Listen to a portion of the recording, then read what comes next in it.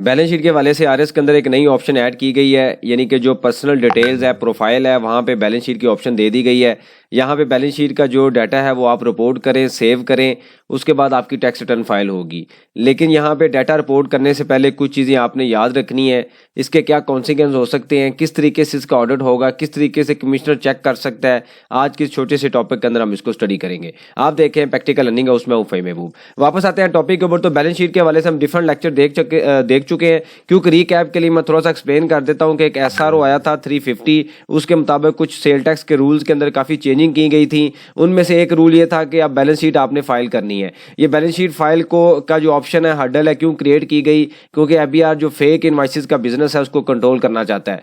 Balance sheet में या business में जो आपका कैपिटल है उसकी 5 टाइम्स से ज़्यादा सेल आप नहीं कर सकते। इससे ज़्यादा अगर आप सेल करेंगे तो कमिश्नर की अप्रूवल चाहिए।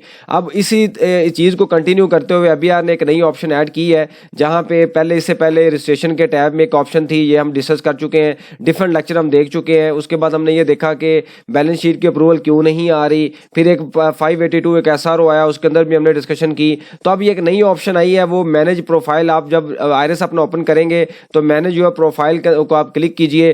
क्लिक करने के बाद आपके सामने किस तरह की विंडो ओपन होगी। यहाँ पे बैलेंस शीट की एक ऑप्शन है, लेकिन यहाँ पे आप देखें तो रेड हाईलाइटेड में उन्होंने बड़ा केयरफुली एक चीज एक्सप्लेन की हुई है। यहाँ पे उन्होंने कहा है कि जी आप इंफॉर्मेशन लिख लें और आपको कमिश्नर की अप्रूवल की जरूरत नहीं है। लेकिन साथ साथ जब आप यहाँ पे डाटा पुट करेंगे, फॉर एग्जांपल यहाँ पे मैंने कोई भी डाटा वो पुट कर दिया, लेट्स से मैं यहाँ पे 2 लिखता हूँ, 2 लिखने के बाद मैं इसको सेव करता हूँ, तो यहाँ पे वो मुझे एरर देता है कि once submitted the profile data can not be modified. मतलब यह है कि जो भी डाटा आप लिखेंगे वो लॉग तो कर लेगा, लेकिन वो बाद में मॉडिफाई नहीं होगा, चेंज नहीं होगा। एटलीस्ट एक पीरियड में तो चेंज नहीं होगा, मतलब 1 साल में चेंज नहीं होगा, मेरी जो ऑब्जर्वेशन है या मेरा जो ओपिनियन है। लेकिन इसमें फर्दर कोई चेंजिंग की जा सकती है।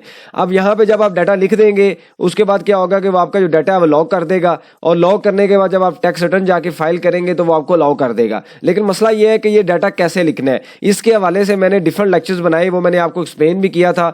यहाँ पे आप देखें तो बैलेंस शीट का जो फॉर्मेट है वो भी हमने डिस्कस किया। हमने ये भी देखा कि बैलेंस शीट को किस तरीके से बनाना है, बैलेंस शीट के क्या क्या चीज़ें चेक करनी है। तो पर्पज सिर्फ और सिर्फ इसका ये है कि जब आपने बैलेंस शीट बनानी है तो कुछ चीज़ें आपने बड़ी केयरफुली चेक करनी है। सबसे पहला ये है कि अपडेट अपना जो प्रोफाइल है उसको आप अपडेट करें। उसको अपडेट करने के लिए ऑब्वियसली जो बैलेंस शीट का मैंने आपको फॉर्मेट दिखाया, उसके अंदर आप बिजनेस का जो एक्चुअल ट्रांजैक्शंस है, एक्चुअल इंफॉर्मेशन है वो लिखेंगे।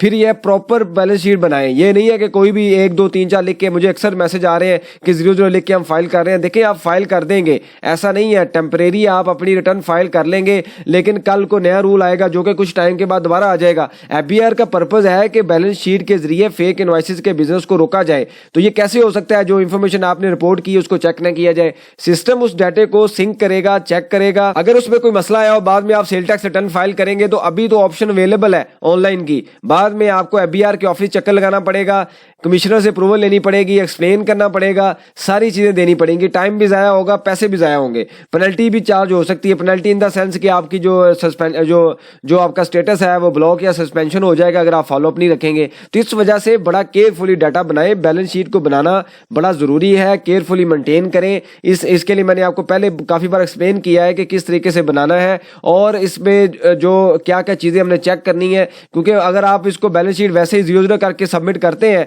और कुछ टाइम के बाद नया रूल आता है कि आपकी बैलेंस शीट में तो सही नहीं है, तो फिर आप बैठे रहेंगे, फिर आपके लिए कोई ऑप्शन अवेलेबल नहीं होगी, फिर आपको कमिश्नर का अप्रूवल लेना पड़ेगा, ऑफिस विजिट करने पड़ेंगे, एक्सप्लेन करना पड़ेगा, डाटा देना पड़ेगा, जो उनकी रिक्वायरमेंट होगी पूरी करनी पड़ेगी। तो इस वजह से कभी भी क्विकली करके इंफॉर्मेशन को रिपोर्ट ना करें, ये बड़ा सेंसिटिव मैटर है। इसको आप सही तरीके से जैसे रिपोर्ट होना चाहिए उस तरीके से ही करें, क्योंकि ये नया रूल है और कुछ टाइम के बाद इसके ऊपर लाजमी एक्शन होना है। तो जब एक्शन होगा तो अगर आपका डाटा ठीक नहीं होगा तो आपको बुलाया जाएगा कि आके एक्सप्लेन करें। तो आप क्या इस पोजीशन में होंगे कि 0 लिखने के बाद या कोई डाटा ऐसा लिख दें कि टेम्परेरी वो सबमिट कर ले और रिटर्न फाइल हो जाए और बाद में आपको जब एक्सप्लेनेशन के लिए बुलाया जाए तो आपके पास कोई डाटा ही ना हो? तो ऑब्वियसली फिर उसके ऊपर कोई सर्टन तरह की डिफरेंट रिक्वायरमेंट भी उनकी तरफ से आ सकती है।